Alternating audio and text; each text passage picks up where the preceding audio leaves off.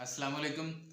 दुनिया की सबसे भारी मखलूक यानी व्हेल मछली, जिसका वज़न तकरीबन 1,77,000 किलोग्राम यानी 177 टन, जो कि 4,425 मन होते हैं, वो रोज़ाना तकरीबन 16,000 किलोग्राम यानी 16 टन खुराक खाती है। और समंदर में ऐसी लाखों मछलियां हैं। वो कौन है जो इतनी बड़ी मखलूक़ात को रोज़ाना खिलाता और पिलाता है? यकीनन इन्नल्लाह हुवा रज़्ज़ाक़ु ज़ुल कुव्वतिल मतीन, वो अल्लाह ही है, रोज़ी देने वाला, बड़ी कुव्वत वाला, बड़ा ज़बरदस्त।